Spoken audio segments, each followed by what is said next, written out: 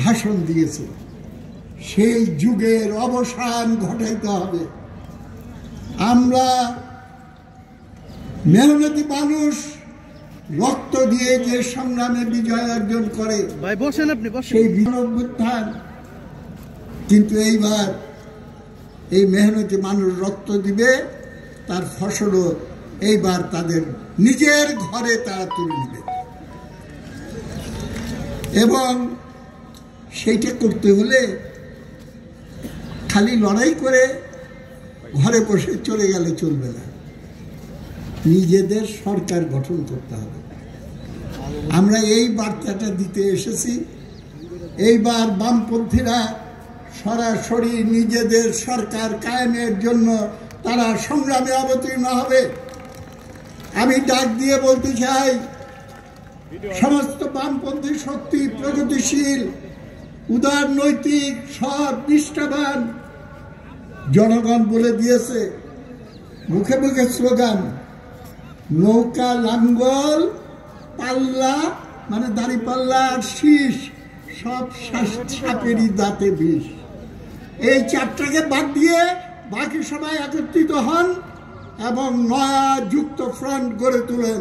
সেই যুক্ত ফ্রন্টের সরকার এই দেশে প্রতিষ্ঠা করার এই বার্তা নিয়ে আপনাদের সামনে হাজির হয়েছে, এই আহ্বান নিয়ে হাজির হয়েছে। অভূতপূর্ব একটা গণ অভ্যুত্থান হয়েছে, ফ্যাসিস্ট স্বৈরাচার শাসনকে বিদায় নিতে হয়েছে। আমি বীর ছাত্র জনতার প্রতি আমি স্যালিউট জানাই, অভিনন্দন জানাই। কেন ছাত্র জনতাকে অভিনন্দন জানাই? খুব ভালো করে বুঝবেন, এই গণ অভ্যুত্থানের নায়ককে অনেকেই দাবিদার হয়ে গেছে যে আমি হলাম মাস্টার মাইন্ড, আমি হলাম মিটাকুলাসলি প্ল্যানের নায়ক। তারা ভুলে যায় যে আসল নায়ক হলো জনগণ। এবং এইটা শুধু জুলাই আগস্টের ঘটনাবলীর ভিতর দিয়ে এই গণ অভ্যুত্থানের তাৎপর্য 16 বছর ধরে একাধিক ক্রমে বামপন্থীরা, বিএনপি, কমিউনিস্ট পার্টি, অন্যান্য সমাজতান্ত্রিক শক্তি, শ্রমিক আন্দোলন, কৃষক আন্দোলন নিরবচ্ছিন্নভাবে যে সংগ্রাম করে গেছে, তার ফলে এই পরিস্থিতি তৈরি হয়েছিল। ফ্যাসিস্ট স্বৈরাচারী হাসিনা সরকারের পায়ের তলা থেকে মাটি চলে গেছিল।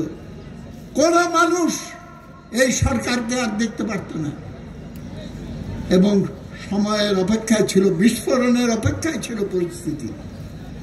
কোটা ইস্যুকে কেন্দ্র করে বিস্ফোরণটা ফেটে উঠে, এইটা না হলে আরেকটা ইস্যুতে হতো।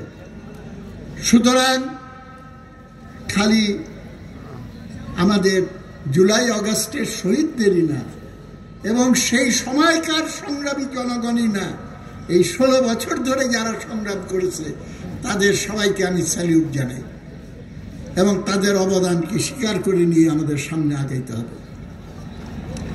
এই সংগ্রাম জনগণকে কেন করতে হয়েছে? ইনকোয়ারি কমিটি, অনুসন্ধান কমিটি বলে দিয়েছে 28 লক্ষ কোটি টাকা লুটপাট হয়েছে।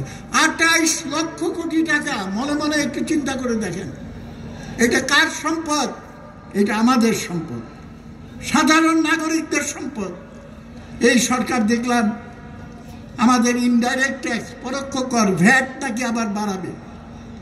ভ্যাট হলো পরোক্ষ কর, গরিব মানুষকেও 2 আনা দিতে হয়, কোটিপতিকেও 2 আনা দিতে হয়। এইটা অন্যায্য, সরাসরি ট্যাক্স বাড়ায় নাই।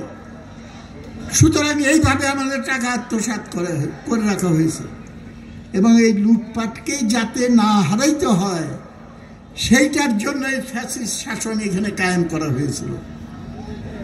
আজকে আমাদের কর্তব্য, এই ফ্যাসিস্ট শাসনের হাত থেকে আমরা মুক্তি পেয়েছি, আমাদের 1 নম্বর কর্তব্য হবে এই ফ্যাসিস্ট শাসন যাতে কোনোভাবে এই বাংলার মাটিতে আর স্থান করতে না পারে সেইটা নিশ্চয়তা বিধান করা, আমাদের বিজয়কে সংগত করা। কিন্তু বিজয়কে সংগত করলে আমাদের মনে রাখতে হবে, শেখ হাসিনা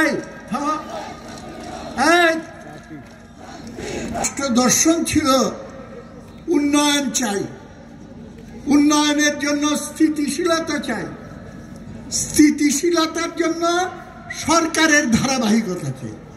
সরকারের ধারাবাহিকতা মানে কি?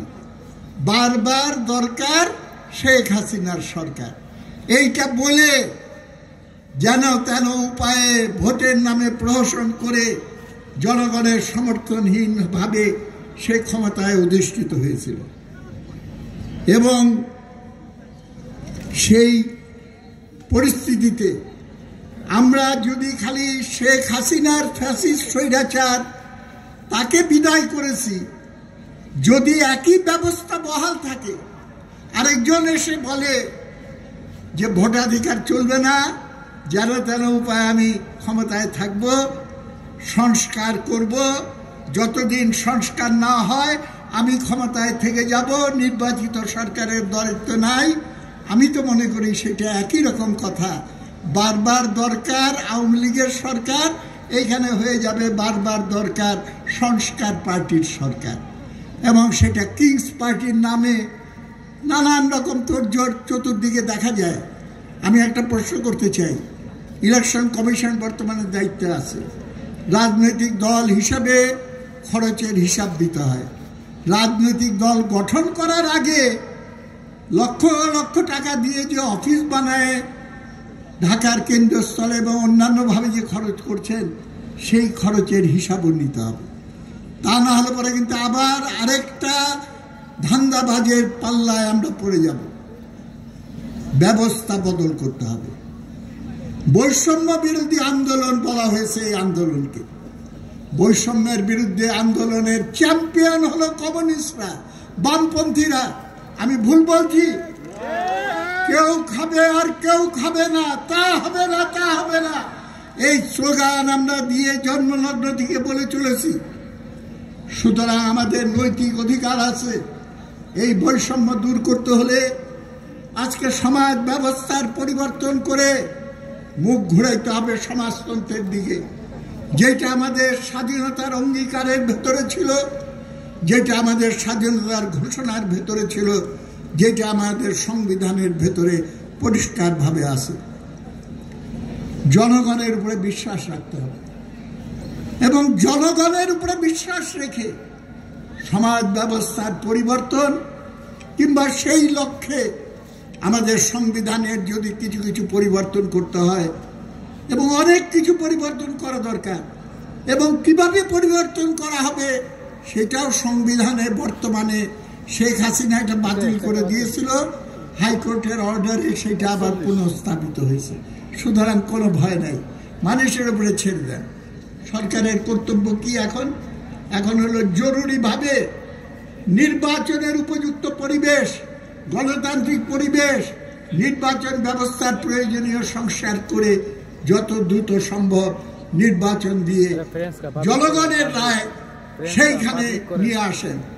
সংবিধানে পরিষ্কার আছে যে প্রজাতন্ত্রের মালিক হলো জনগণ। আমি এই সরকারের কাছে, সকলের কাছে আমি প্রশ্ন রাখতে চাই, আপনারা যদি বিশ্বাস করেন যে প্রজাতন্ত্রের মালিক জনগণ, জনগণের ক্ষমতায়ন নিশ্চিত করেন, সমস্যার সমাধান সেখানেই হবে। সমাজের ভেতরে রাজনীতিতে মতপার্থক্য থাকবে এবং মতপার্থক্য দূর করার নিয়ম হলো জনগণের রায়ের ভিত্তিতে মতপার্থক্য নিরসন করা, এবং সেইটা করতে আমরা প্রস্তুত আছি, সেইটা করতে আমরা প্রস্তুত আছি। কিন্তু নির্বাচনে টাকার খেলা চলবে না, পেশি শক্তির দাপট চলবে না, প্রশাসনিক কারসাজির জন্য টাকা দিয়ে অফিসারদের কিনে নেওয়া চলবে না, এবং সাম্প্রদায়িকতা আর আঞ্চলিকতা এইসব সুরসুরি দিয়ে মানুষকে বিভ্রান্ত করা চলবে না। এই সংস্কারগুলো খুবই গুরুত্বপূর্ণ, এবং এইগুলো করে আমাদের নির্বাচন ব্যবস্থার প্রয়োজনের সংস্কার যদি করা সম্ভব হয়, সংখ্যা অনুপাতিক ব্যবস্থা, সেটা যদি করতে পারেন ভালো, আমরা সেটা দাবি করি। না হলে পরেও আমাদের যথাসময়ে নির্বাচন অনুষ্ঠান করা একান্তভাবে প্রয়োজন।